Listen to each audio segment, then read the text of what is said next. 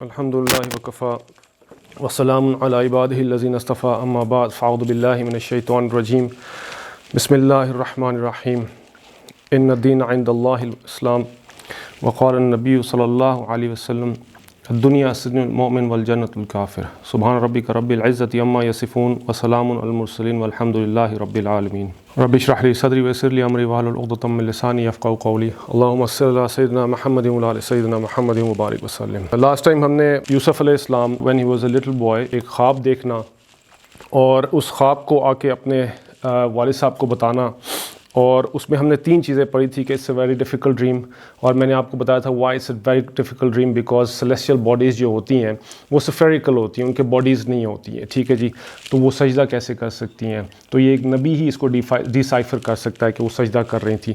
دوسرا ہم نے کہا تھا کہ اٹس اے بگ فیملی کے بارے میں آپ کو بتا دوں، میں نے سوال بھی پوچھا تھا، اکثر لوگوں نے اس کا غلط جواب دیا تھا۔ تو حضرت ابراہیم علیہ السلام کے جو بیٹے حضرت اسحاق علیہ السلام کے بیٹے حضرت یعقوب علیہ السلام کی پہلی بیوی جو بڑی بیوی تھی ان سے 10 بیٹے تھے، ٹھیک ہے جی، اور جو دوسری بیوی تھی ان سے 2 بیٹے تھے، حضرت یوسف علیہ السلام اور بنیامین چھوٹے تھے، حضرت یوسف علیہ السلام وہ بڑے تھے۔ تو اس لیے میں نے پوچھا تھا کہ ہاؤ مینی اسٹیپ بردرز مطلب ستیلے بھائی کتنے تھے؟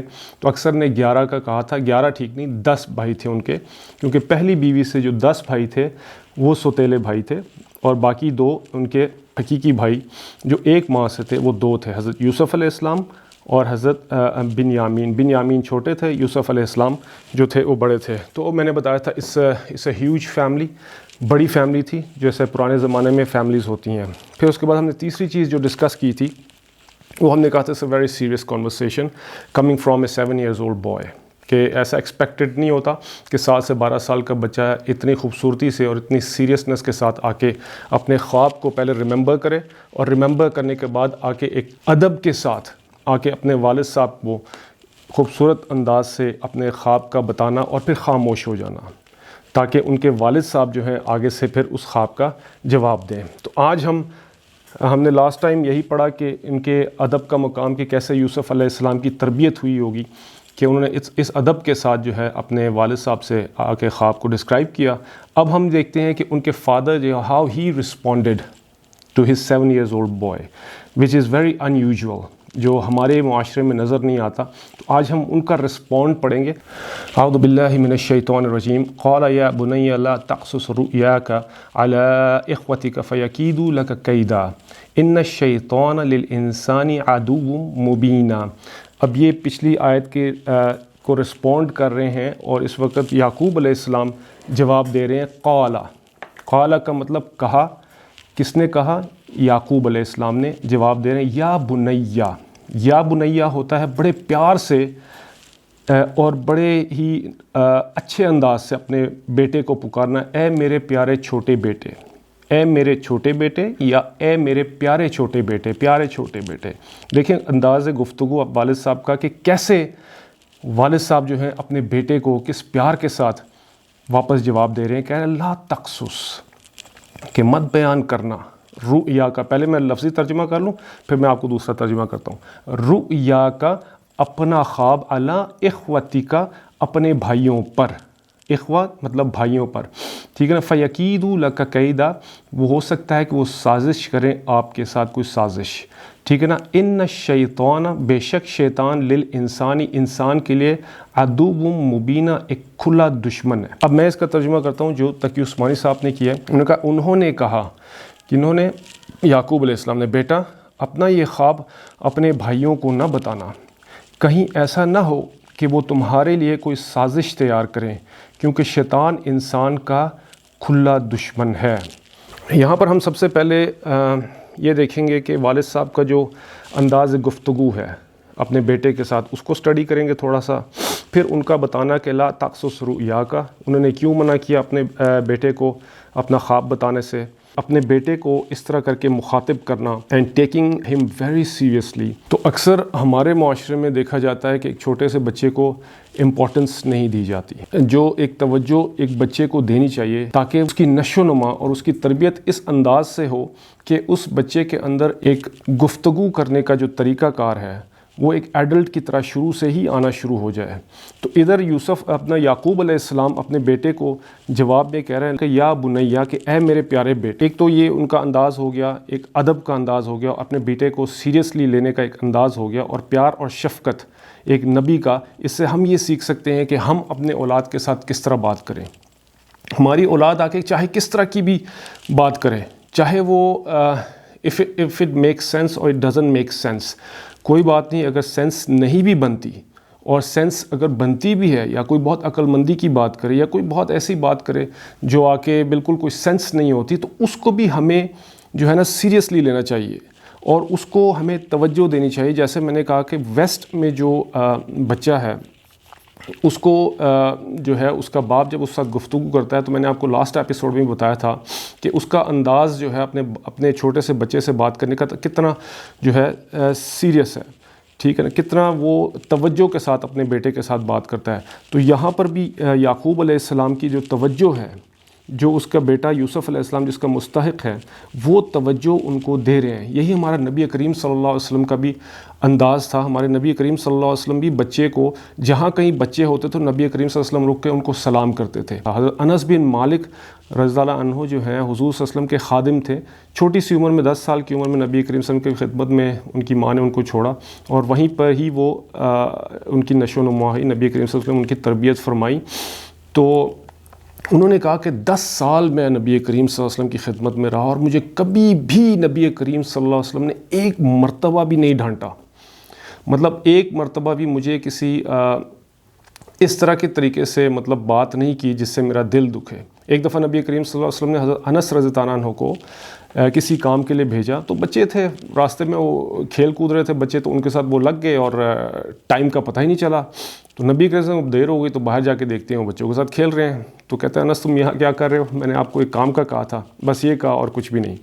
تو نبی کریم صلی اللہ علیہ وسلم کا بھی انداز یہی تھا۔ دوسری چیز جو یہ ہے کہ ہمارا جو لائف سٹائل ہے ہمارے معاشرے کا از چینجنگ ویری ریپڈلی۔ تو ہمارے گھر میں اب مسئلہ یہ ہو گیا ہے کہ ٹائم نہیں ہوتا ہے کسی کے پاس۔ ریزن از بیکاز باپ اپنا بزی ہوتا ہے، ماں اپنی بزی ہوتی ہے، ٹھیک ہے نا، باپ اپنی جاب پہ جاتا ہے، ماں اپنی جاب پہ جاتی۔ جیسے ویسٹ میں رہتا تھا، میں یہ دیکھتا تھا کہ ہر ایک کے پاس اپنی چابیاں ہوتی تھی۔ باپ صبح چلا گیا، بچہ سویا ہوا ہے، ماں بھی صبح نکل گئی، بچہ سویا ہوا ہے۔ جب وہ واپس آتے تھے، بچہ بھی اپنا نکل گیا اسکول، اپنی چابی اس کے پاس لاک کیا اور چلا گیا، اور جب وہ واپس آتے تھے تو بچے کے سونے کا ٹائم ہو گیا، بچے سے ملاقات ہی نہیں۔ So during all this time جو بچہ ہے ہی از at the mercy of a made. ایک کام کرنے والی جو عورت رکھی ہوتی ہے وہ اس بچے کو لک آفٹر کرتی ہے۔ لیکن میں نے آپ کو بتایا ہے کہ جو ماں، اصل ماں جو ہوتی ہے، اس کا جو کنیکشن اپنے بچے کے ساتھ بنتا ہے، جو وارمتھ اس کو اپنے بچے کے ساتھ، یا بچے کو اس کی وارمتھ جو ملتی ہے، ماں کی جو ممتا ہوتی ہے، وہ صرف اور صرف ماں سے مل سکتی ہے۔ ایک میڈ سے یہ ممتا جو ہے نہیں مل سکتی۔ اس لیے اکثر ویسٹ میں جو بچے ہیں بڑے ہو کے ماں باپ کے نافرمان ہو جاتے ہیں اور ان کے خلاف ہو جاتے ہیں، کیونکہ وہ انہوں نے وارمتھ اور وہ جو پیار ہوتی ہے، جو ممتا ہوتی ہے، وہ اس نے دیکھی ہی نہیں ہوتی۔ ان کا رویہ جو ہوتا ہے وہ ٹھیک نہیں ہوتا، کیونکہ موسٹ آف دا ٹائم گھر میں ان کے پاس جو الیکٹرانکس کی جو چیزیں ہوتی ہیں، جیسے آج کل بھی ہوتی ہیں، موبائل ہے، تو سمجھ لیں کہ موبائل ماں بن جاتی ہے اور ٹی وی جو ہے باپ بن جاتا ہے۔ اس کے جو انفارمیشن جو اس کے اندر جا رہی ہوتی ہے، وہ اتنی زیادہ انفارمیشن ہوتی ہے کہ وہ اس کو ہینڈل نہیں کر پاتا، وہ بچہ اس کو فلٹر نہیں کر پا رہا ہوتا۔ میں نے آپ کو لاسٹ ٹائم بتایا تھا نا کہ جیسے Freud and Jung they psychologist ہیں، اور یہ جو سائیکالوجسٹ ہیں یہ انہوں نے کہا کہ ایک جو پرسنالٹی ہے وہ کیسے بنتی ہے، پرسنالٹی ایک بچے کی کیسے بنتی ہے، کہتی ہے کہ when you go out in the public you are bombarded with information, based on this information your personality is born، ٹھیک ہے نا۔ اب اتنی زیادہ انفارمیشن، پہلے وہ کہتا تھا کہ آج سے 100 سال پہلے اس نے یہ بات کی تھی، اور ایک بندہ بازار میں جاتا ہوگا 100 سال پہلے تو کیا انفارمیشن اس کو ملتی ہوگی، آپ مجھے بتائیں۔ اب ایک بچہ جو کمرے میں بیٹھا ہوا ہے، پوری جو دنیا سے وہ اس وقت کنیکٹڈ ہے، وہ اس کے موبائل میں ہے جو اس کو دیا جاتا ہے، اور اس سے کتنی انفارمیشن، ایک انفارمیشن کا سیلاب آ رہا ہے، ایک سیلاب آ رہا ہے انفارمیشن کا، اور اس انفارمیشن کو بچہ کیسے ہینڈل کرے گا؟ ماں باپ کی توجہ نہیں ہے، باپ نہیں ہے گھر میں، ماں گھر پہ نہیں ہے، میڈ ہے، میڈ کے پاس اپنا فون ہے، بچے کے پاس اپنا فون ہے. تو اب وہ بچہ جو بیسڈ آن جو انفارمیشن اس کی جا رہی ہے، جو فلٹریشن اس کی کوئی نہیں ہو رہی، اس کی بیسس پہ وہ بچہ ایک پرسنالٹی بنتا ہے، اور وہ عجیب و غریب قسم کے خیالات کے ساتھ وہ بچہ معاشرے میں آتا ہے، اور وہ آ کے معاشرے میں اپنے جو خیالات ہیں اس کو ریزونیٹ کرتا ہے. اسی طرح کسی اور گھر کا بچہ آتا ہے، اس طرح کسی اور کا، ہر ایک کے اپنے اپنے جو ہے آئیڈیاز ہوتے ہیں جو آ کے معاشرے میں جو ہے نا اس کو ریزونیٹ کرتے ہیں. جب ریزونیٹ کرتے ہیں تو معاشرہ تباہ ہو جاتا ہے، کیونکہ کوئی فلٹریشن پلانٹ ہی نہیں لگا ان کے اندر. ماں اور باپ جو فلٹر کرتے تھے ایک انفارمیشن میں، ہمارے زمانے میں جو بھی چیز آتی تھی فلٹر کی جاتی تھی ہمارے تک پہنچنے سے پہلے. پی ٹی وی کا ٹی وی ہوتا تھا اس زمانے میں، اس کو بھی فلٹر کیا جاتا تھا، ڈراموں کو اور جو بھی چیزیں تھیں، کیونکہ ایسی چیز نہ آ جائے کہ جو بچوں کو یا گھر والوں کو دیکھنے کے لیے ٹھیک نہ ہو، اس چیز کو فلٹر کر کے پہنچ جائے. اب وہ فلٹریشن پلانٹ ہٹا دیا گیا ہے، کوئی فلٹریشن نہیں ہے. موبائل اور ٹی وی یہ ایسی دو چیزیں ہیں جس میں اتنی انفارمیشن ہے جو آپ کو تباہ کر کے رکھ دیتی ہے. یہاں پر ہمیں یہ سیکھنے کو مل رہا ہے کہ والد صاحب کا گھر میں ہونا یا ماں کا گھر میں ہونا، اور اپنے بچوں کو توجہ دینا اور سرویلنس کرنا بچوں کے اوپر کہ یہ میرا بچہ کہاں جا رہا ہے، کس سے بات کر رہا ہے، کیا کر رہا ہے، کیا اس کی بیہیویئر میں کیسی چینجز آ رہی ہیں. یہ ساری چیزیں ایک ماں کر سکتی ہے جب ماں گھر پہ ہوگی. جب ماں نہیں ہوگی یا باپ گھر پہ نہیں ہوگا تو یہ ساری چیزیں اس بچے کو نہیں مل سکتی. تو ہمیں یہاں سے یہ ملا کہ اس وقت جو باپ کا جو انداز گفتگو ہے کہ باپ کا گھر میں پریزنٹ ہونا اور باپ کا اپنے بچے کو توجہ دینا ایک بہت امپورٹنٹ چیز ہے جو یہاں سے سیکھنے کو ملتی ہے. اب آگے دیکھیں، آگے والد صاحب کہہ رہے ہیں لا تقصص رؤیا کا، کہ اپنے جو بھائی ہیں آپ ان کو اس خواب کے بارے میں مت بتانا. ٹھیک ہے نا؟ اب یہ باپ کی جو ہے دیکھ لیں سمجھداری ہے یا انٹیلیجنس ہے، کیونکہ بھائی جو تھے ستیلے تھے. ٹھیک ہے نا؟ اور بھائیوں کی انٹینشنز والد صاحب کو پہلے ہی پتہ تھی، یا ان کا بیہیویئر کچھ اس قسم کا ہوگا کہ والد صاحب نے اس کا اندازہ لگا لیا کہ اگر یہ خواب جو ہے جس میں اس کے والد صاحب کو پتہ چل گیا کہ یہ میرا جو بیٹا ہے اس نے جو خواب دیکھا ہے، یہ جو 11 ستارے اس کو سجدہ کر رہے ہیں، اس کا مطلب جو ہے ان کے بھائی ہیں جو ان کو سجدہ کر رہے ہیں، سجدہ تعظیمی کر رہے ہیں یا فرما برداری کر رہے ہیں، تو یہ میرا بیٹا جو ہے کچھ نہ کچھ جو ہے بننے والا ہے آگے جا کے. تو اس خواب کو اگر وہ اپنے بھائیوں کو بتا دے گا تو اس کے بھائی جو آلریڈی ان کے ساتھ ایک حسد کرتے ہیں، یہ حسد کا جو یہ سلسلہ ہے یہ بڑھ جائے گا. دیکھیں ایک شرعی ایک طریقہ وہ میں آپ کو بتاتا ہوں کہ ایک باپ کا اپنے کسی بیٹے کو زیادہ محبت کرنا یہ ایک طبعی چیز ہے. ٹھیک ہے نا؟ یہ طبعی چیز ہے کہ ایک بچے کا اپنے باپ کے ساتھ جو کنیکشن ہوتا ہے یہ انسان کی طبیعت کے اندر ہوتا ہے. اس کو یہ غیر اختیاری ہے کہ کسی کی طرف آپ کی توجہ زیادہ ہو جاتی ہے. شریعت میں ہم نے یہ دیکھنا ہے کہ ہم نے ہر چیز میں برابری کرنی ہے، ان کو ہر چیز میں ہم نے جو ان کو پرووائڈ کرنا ہے وہ ہم نے برابری کرنی ہے. کیونکہ یعقوب علیہ السلام کا رجحان جو تھا یوسف علیہ السلام اور بنیامین کی طرف زیادہ تھا، اب اور ان کی طرف تھوڑا کم تھا. یہ میں نے پہلے بھی بتایا تھا کہ یہ ایک طبعی چیز ہے، یہ ایک غیر اختیاری چیز ہے کہ کسی کا میلان کسی بچے کی طرف زیادہ ہو جانا. جیسے کہ آپ کے گھر میں جو چھوٹا بیٹا ہوتا ہے سب سے زیادہ جو بھی ہوتا ہے اس کی طرف انسان کا میلان جو ہوتا ہے زیادہ ہوتا ہے، اور یہ غیر اختیاری چیز ہے، اس پر انسان کی پکڑ نہیں ہو سکتی. شریعت یہ کہتی ہے کہ آپ نے جو ہے ان کے ساتھ جو سلوک کرنا ہے وہ برابر کا کرنا ہے. کیونکہ نبی کریم صلی اللہ علیہ وسلم کا بھی جو میلان تھا جو حضرت عائشہ رضی اللہ عنہا کی طرف بہت زیادہ تھا، اور یہ ایک طبعی چیز ہے اور غیر اختیاری چیز ہے. لیکن نبی کریم صلی اللہ علیہ وسلم شریعت کے مطابق جس ازواج مطہرات کو جتنا ٹائم ہوتا تھا وہ سارا ٹائم دیتے تھے، ایکولی ڈسٹریبیوٹ کرتے تھے. لیکن ایک چیز کا دل کے اندر آ جانا وہ غیر اختیاری چیز ہے، اس میں انسان کو کوئی گناہ نہیں ہے، اس میں اس کی کوئی پکڑ بھی نہیں ہے. تو یہاں پر بھی وہ میلان تھا جس کی وجہ سے یہ اس چیز کو نوٹ کیا. باقی جو 10 بھائی تھے یوسف علیہ السلام کے اسٹیپ بردرز، تو انہوں نے پھر ان کے دل میں ایک حسد پیدا ہوتی تھی. اور حسد جو ہے ایک ایسی بیماری ہے کہ آسمانوں میں جو سب سے پہلا گناہ ہوا وہ حسد تھا، اور زمین میں جو پہلا گناہ ہوا وہ حسد کا تھا. آسمان میں جو پہلا گناہ ہوا وہ کیسے ہوا کہ جب حضرت آدم علیہ السلام کو اللہ تعالیٰ نے بنانے کا ارادہ فرمایا تو اس ارادے پر جو ہے ابلیس جو تھا، جو شیطان تھا، جو اپنی عبادت کے جوہر دکھا دکھا کر بہت اونچی صف میں چلا گیا ہوا تھا، اس کو یہ بات پسند نہیں آئی. He didn't like it. اس نے کہا کہ میں نے محنت کی ہے اور میں نے اتنی عبادات کی ہیں، ہو از دس نیو گائے، یہ کون ہے جس کو اللہ تعالیٰ بنا رہے ہیں کہ انی جاعل فی الارض خلیفہ کہہ دیا اس کو، اور نہ اس کو ابھی بنایا ہے اللہ تعالیٰ نے، اور اس کو اتنی بڑی پوسٹ کیسے مل گئی اس کو؟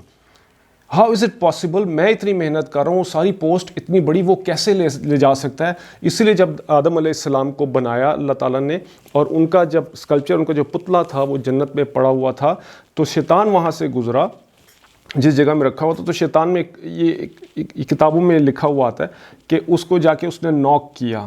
جب اس کو نوک کیا تو وہ کافی کھوکھلا دکھتا، جیسے اسکلپچرز اندر سے کھوکھلے ہوتے ہیں نا، آواز آتی ہے، تو کہتے ہیں یہ تو بہت ویک کریشن ہے، اگر اس کو میرے اوپر رکھا گیا تو میں اس کو تباہ کر دوں گا، برباد کر دوں گا. تو شیطان اس دن سے ہی جو ہے نا ہمارا دشمن ہے، انسان کا دشمن ہے. ٹھیک ہے جی. تو یہ حسد جو ہوا، سب سے پہلا گناہ آسمانوں پر ہوا، یہ شیطان کی طرف سے ہوا، جس سے وہ راندہ درگاہ ہو گیا، اس کو ہمیشہ ہمیشہ کے لیے اللہ تعالیٰ نے وہاں سے نکال دیا.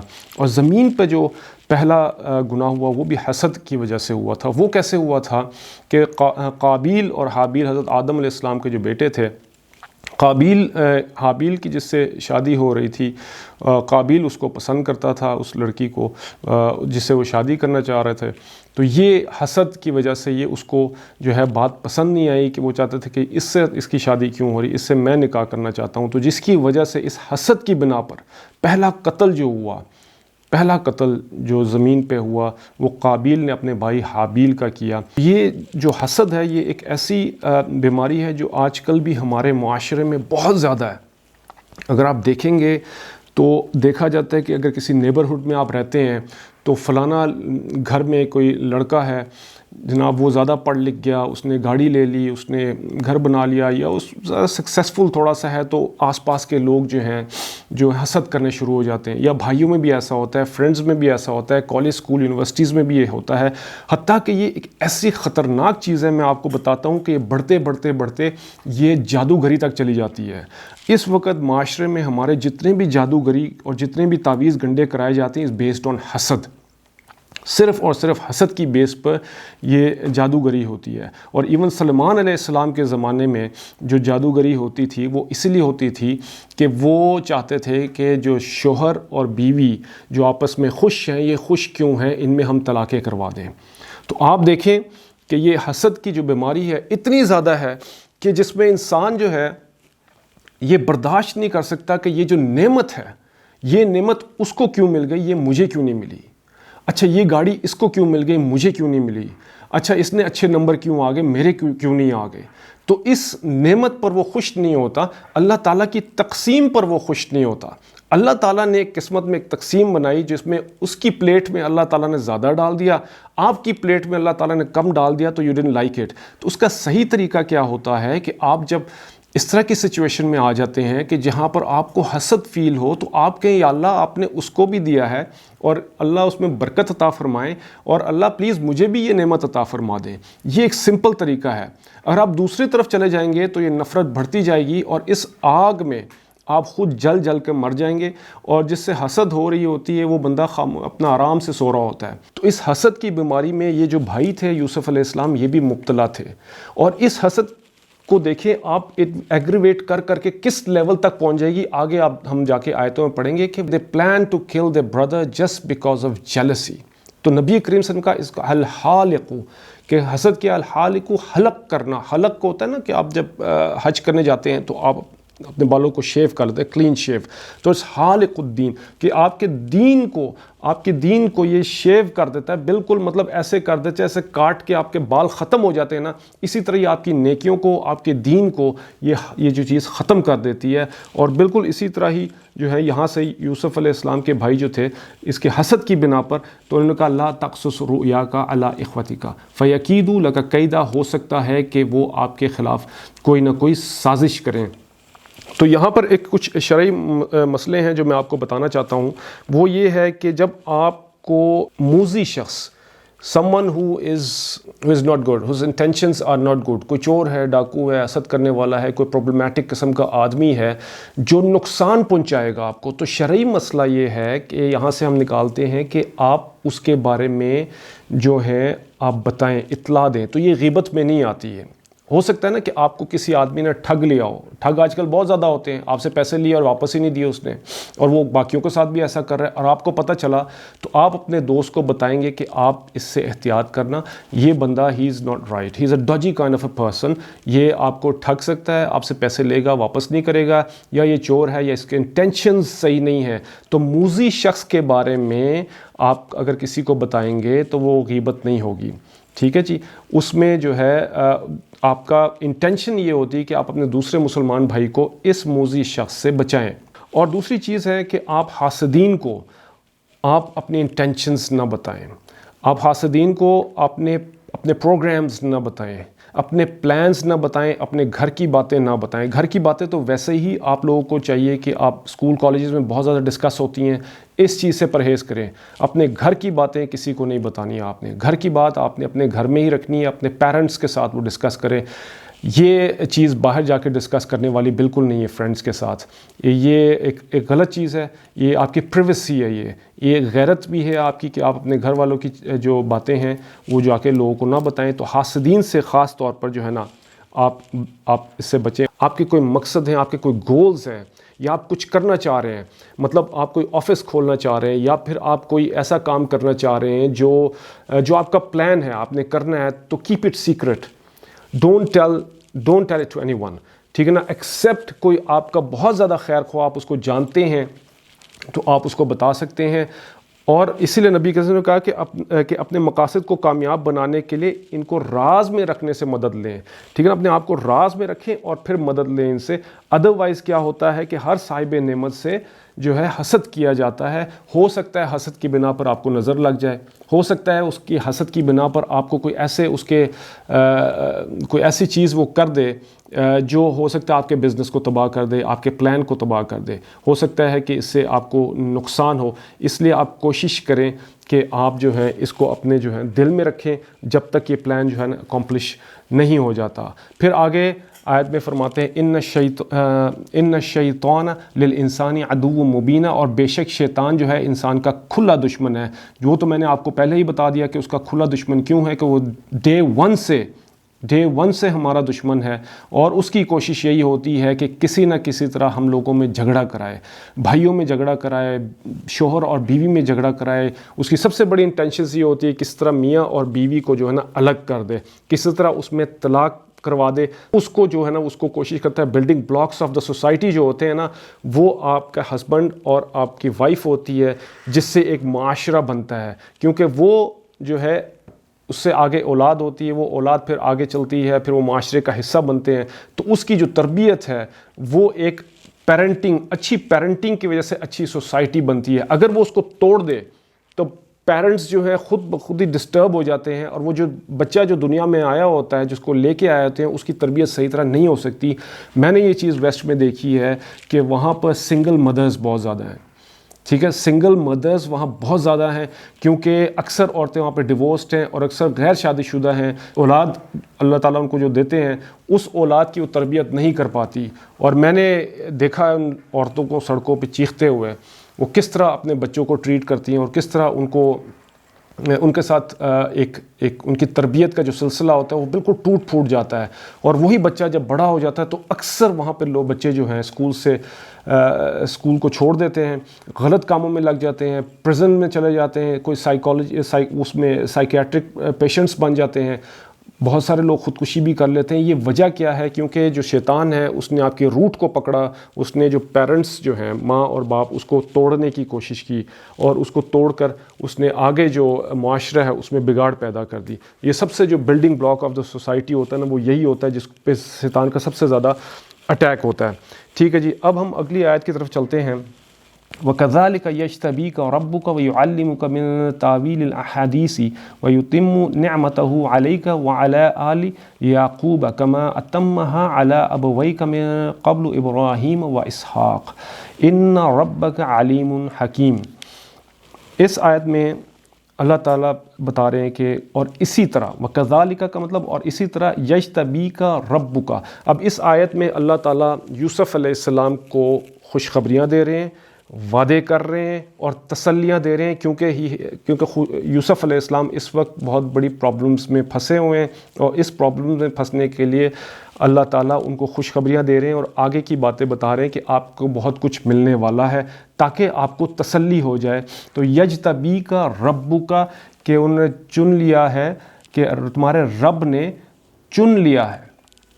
کس کے لیے؟ نبوت کے لیے. ٹھیک ہے نا، وہ اس پہ ہم تھوڑی بات کریں گے. یعلمک اور وہ آپ کو سکھائے گا، آپ کو سکھائیں گے من تعویل الاحادیث کہ صحیح باتوں کا مطلب نکالنا، یعنی کہ اس میں بہت ساری چیزوں سے حکمت کی باتیں آپ کو سکھائیں گے، آپ کو خوابوں کی تعبیر سکھائیں گے، اور آپ کو کس طرح آپ نے آگے جو آپ کو سلطنت ملنے والی ہے اس کو آپ نے کس طرح سنبھالنا ہے، یہ ساری چیزیں آپ کو سکھائیں گے. وہ یتم نعمتہ علیک اور مکمل کر دیں گے، پوری کر دیں گے اپنی نعمتیں آپ پر، وعلی آل یعقوب اور یعقوب علیہ السلام کے آل پر. ٹھیک ہے، کما اتمہا علی ابویک جس طرح آپ کے باپ دادا ابراہیم اور اسحاق علیہ السلام پر انہوں نے نعمتوں کو پورا کیا اس سے پہلے، اسی طرح ہی نعمتیں آپ پر پوری کریں گے. ان ربک علیم حکیم اور بے شک آپ کا رب جو ہے، آپ کا رب علیم ہے اور حکیم ہے، بہت زیادہ جاننے والے ہیں اور بہت زیادہ حکمت والے ہیں. اب اس کا ترجمہ میں آپ کو کرتا ہوں کہ اور اسی طرح تمہارا پروردگار تمہیں نبوت کے لیے منتخب کرے گا اور تمہیں تمام باتوں کا صحیح مطلب نکالنا سکھائے گا، جس میں خوابوں کی تعبیر کا علم بھی داخل ہے، اور تم پر اور یعقوب کی اولاد پر اپنی نعمت اسی طرح پوری کرے گا جیسے اس نے اس سے پہلے تمہارے ماں باپ اور ابراہیم اور اسحاق پر پوری کی تھی. یقیناً تمہارا پروردگار علم کا بھی مالک ہے اور حکمت کا بھی مالک ہے. تو اب اس آیت پر تھوڑی سی ہم اس کی تشریح پہ بات کرتے ہیں انشاءاللہ. تو پہلا جو ورڈ ہے جو یجتبیکا از کہ معنی ہوتے ہیں چن لینا، کسی کو کسی چیز کے لیے سلیکٹ کر لینا. تو یہاں پر جو یہ یوسف علیہ السلام ہیں ان کو اللہ تعالیٰ خوشخبری دے رہے ہیں کہ آپ کو اللہ تعالیٰ نے چن لیا ہے. کس کے لیے چنا گیا ہے؟ کہ نبوت کے لیے چنا گیا ہے، یعنی کہ اپنی رحمت اپنی فیض سے اللہ تعالیٰ نے ان کو خاص کر لیا. ٹھیک ہے، یعنی کہ یہ ایک ایسی نبوت، ایک ایسی چیز ہے جو انبیاء کو بغیر محنت کے، بغیر کسب کے مطلب ملتی ہے. یہ اللہ تعالیٰ کی طرف سے پیدائشی ایک نبی کو اللہ تعالیٰ عطا فرماتے ہیں نبوت. ٹھیک ہے جی، اور آپ جتنی مرضی محنت کر لیں، جتنا مرضی آپ بزرگ بن جائیں، جتنے مرضی آپ عبادات کر لیں، آپ جو ہیں پیغمبر نہیں بن سکتے اور نہ ہی آپ اس چیز کو کلیم کر سکتے ہیں. ٹھیک ہے جی. اچھا، دوسرا یہاں پر چننے کی جو بات ہے، اس پہ ایک دوسری آیت ہے وہ میں آپ کے ساتھ شیئر کرنا چاہتا ہوں. ثم اورثنا الکتاب الذین اصطفینا من عبادنا فمنهم ظالم لنفسه فمنهم مقتصد ومنهم سابق بالخیرات باذن اللہ ذلک هو الفضل الکبیر. یہاں پر اللہ تعالیٰ فرما رہے ہیں کہ چننے کو میں تھوڑا آپ کو ڈسکرائب کر رہا ہوں کہ چننا کیا ہوتا ہے. کہ اللہ تعالیٰ نے ہمیں بھی چنا ہے، انبیاء کو تو ایک ہائر رینک کے لیے چنا ہے نا، اور ہر انسان کو اللہ تعالیٰ نے کسی نہ کسی چیز کے لیے چنا ہے. جو اللہ تعالیٰ نے ہمیں سلیکٹ کیا ہے اس پر ہمیں خوش ہونا چاہیے اور اللہ تعالیٰ کا شکر ادا کرنا چاہیے کہ سب سے پہلے اللہ تعالیٰ نے ہمیں چنا کہ ہم ایک اسلام کے اور مسلم گھرانے میں پیدا ہوں.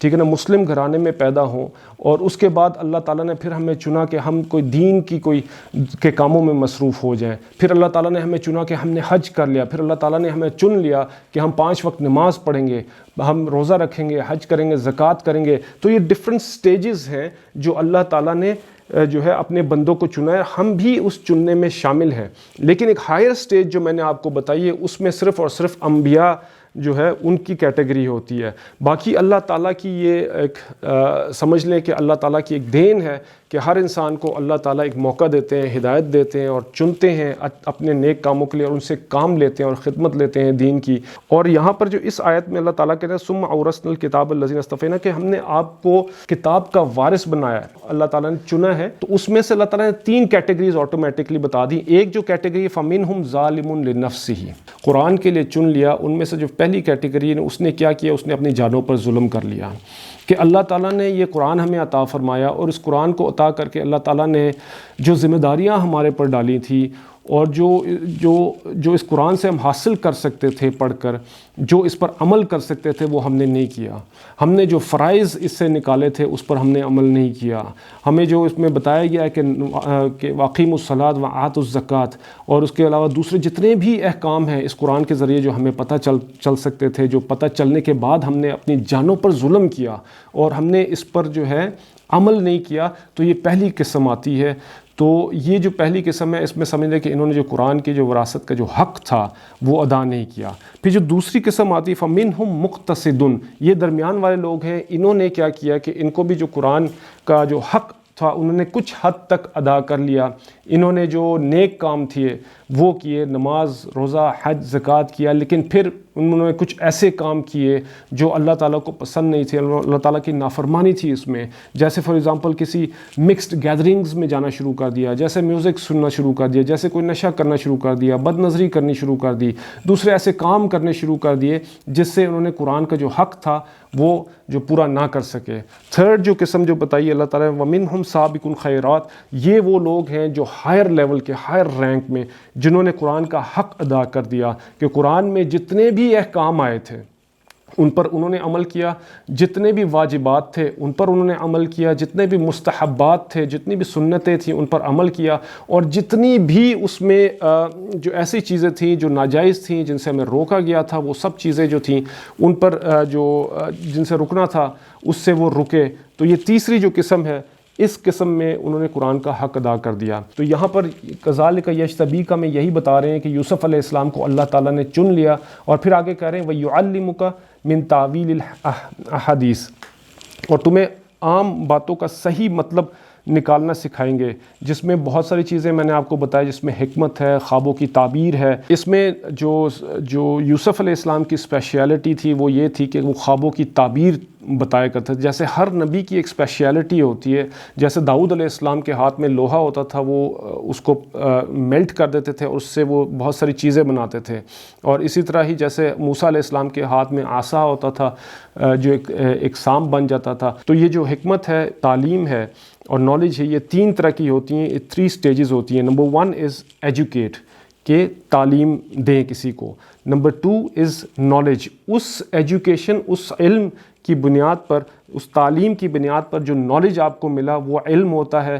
پھر آپ کو وزڈم دی جاتی ہے کہ اس تعلیم اور علم کے بعد جو آپ نے جو فیصلے کرنے ہوتے ہیں اس کو وزڈم کہتے ہیں۔ فار ایگزامپل آپ کو ایک گاڑی دی جاتی ہے اور آپ کو بتایا جاتا ہے یہ ہینڈل ہے، یہ سٹیئرنگ ہے، یہ بریک ہے، یہ اب آپ کو تعلیم دی جا رہی ہے گاڑی کے بارے میں۔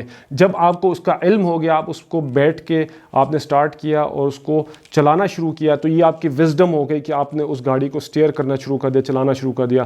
آدم علیہ السلام کو بھی اللہ تعالیٰ نے تعلیم دی، وہ نام سکھائے۔ قرآن مجید میں جو اللہ تعالیٰ نے فرمایا کہ ہم نے آدم کو نام سکھائے، اور پھر اس کے بعد جب ان کے پاس علم آ گیا تو ہم نے کہا فرشتوں سے کہ آپ بتائیے اس کے بارے میں۔ انہوں نے کہا ہمیں تو اس کا علم نہیں ہے۔ تو جب آدم علیہ السلام کو بتایا گیا تو پھر انہوں نے ان چیزوں کو جو تعلیم ان کو دی اور جو علم تھا اس کو جو ہے انہوں نے بیان کرنا شروع کر دیا۔ تو یہ وزڈم ہوتی ہے۔ تو یہ 3 چیزیں ہوتی ہیں، تعلیم جس کو کہتے ہیں ایجوکیٹ، اور علم جو جس کے بعد علم آتا ہے جس کو کہتے ہیں نالج، نمبر 3 از وزڈم۔ یہ 3 چیزیں ہوتی ہیں، ٹھیک ہے جی۔ اچھا، اس کے بعد اللہ تعالیٰ فرما رہے ہیں وَيُتِمُّ نِعْمَتَهُ عَلَيْكَ آلِ یعقوب، اور ہم جو ہے یہاں پر تیسرا وعدہ کر رہے ہیں کہ پریسائزلی کہ ہم آپ کو جو نعمتیں ہیں، جیسے آپ کے باپ دادا کو دیا، اسحاق علیہ السلام کو دیا، ابراہیم علیہ السلام کو دیا، یعقوب علیہ السلام کو دیا، یعنی نبوت جو دی وہ آپ کو بھی ملے گی۔ تو یہاں پر پریسائزلی نبوت کے بارے میں بتایا جا رہا ہے کہ کیسے کہ یوسف علیہ السلام کو نبوت بھی دی جائے گی، ٹھیک ہے۔ اس کے بعد آگے اللہ تعالیٰ فرما رہے ان ربک علیم حکیم۔ اس کے بعد اللہ تعالیٰ یہ بتانا چاہ رہے ہیں کہ جو وعدے میں نے کیے ہیں، جو خوشخبریاں ہیں، جو تسلیاں ہیں، یہ آپ کو دے رہا ہوں، یہ میری طرف سے ہیں، میں جانتا ہوں ان سب چیزوں کو، ٹھیک ہے۔ اللہ تعالیٰ سب سے زیادہ جاننے والے ہیں اور سب سے زیادہ حکمت والے ہیں۔ جو میں چیزیں دے رہا ہوں آپ کو، یہ سارے میرے علم میں ہیں۔ علم یعلم بان اللہ یرا، کہ آپ کو پتہ نہیں ہے کہ اللہ تعالیٰ آپ کو دیکھ رہے ہیں۔ تو اللہ تعالیٰ جو بھی فیصلے کر رہے ہیں از بیسڈ آن ہز علم، اور اللہ تعالیٰ سے سب سے زیادہ علیم اور اللہ تعالیٰ سے سب سے زیادہ حکمت والا کوئی بھی نہیں ہو سکتا۔